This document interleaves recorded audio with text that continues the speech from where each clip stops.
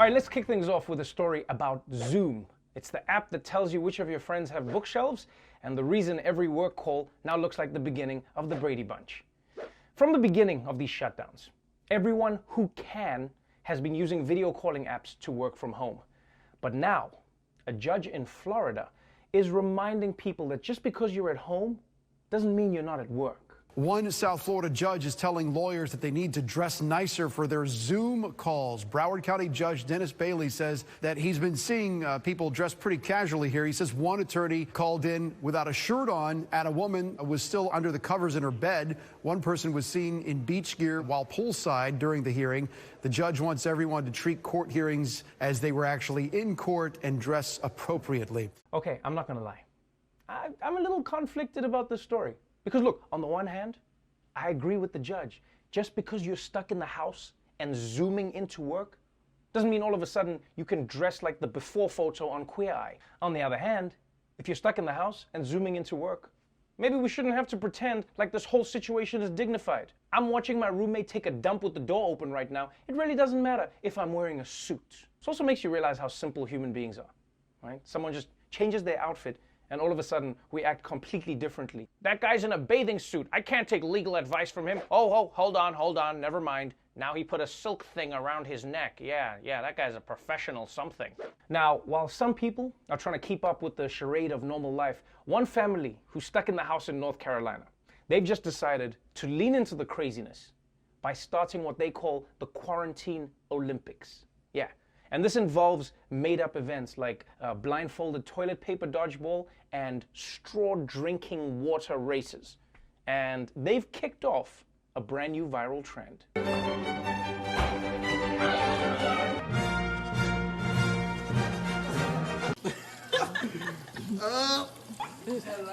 What's up? Oh, Josh.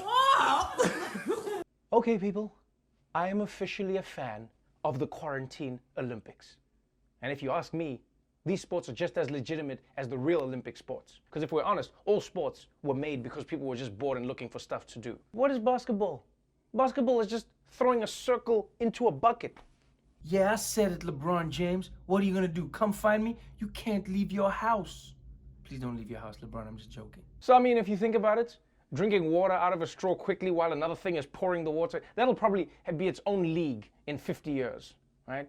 And Aunt Becky's kids are going to pretend that they were stars on the high school toilet paper dodgeball team. It's going to be a thing. Oh, and say what you want about white parents, but you can't deny that they know how to be fun. Did you see them in the living room just throwing things with their kids? Because let me tell you something. There are no African families who are throwing toilet paper around the living room right now. Yeah. Even if African parents do allow Quarantine Olympics, all the events will just end up being chores. Okay. Everybody, that was great, eh?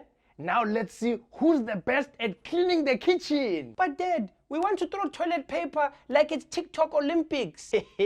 When you buy the toilet paper, you can throw the toilet paper. Until that time, let's see who's the best at cleaning the kitchen. Okay, and finally, my favorite story comes out of Pennsylvania, where a 93-year-old woman stuck in her house held a sign out of her window saying, "I need more beer." And then after a picture went viral, Coors sprang into action and delivered her 10 cases of beer. And I'm really excited that this worked for her because I've tried the same thing. Yeah, I've had a sign outside my window for weeks and I've gotten nothing. And this just shows that you can't judge a book by its cover. Because we always think that old people are just sitting around doing boring things like knitting or Sudoku or reminiscing about having sex on the Titanic. But this story changes everything. We got to think of old people differently. They're living life. In fact, I think they need to add a different setting to those life alert necklaces. Mrs. Fletcher, are you okay? Did you fall? No, I'm out of booze and I can't get crunk. Send some immediately. I'm trying to turn up.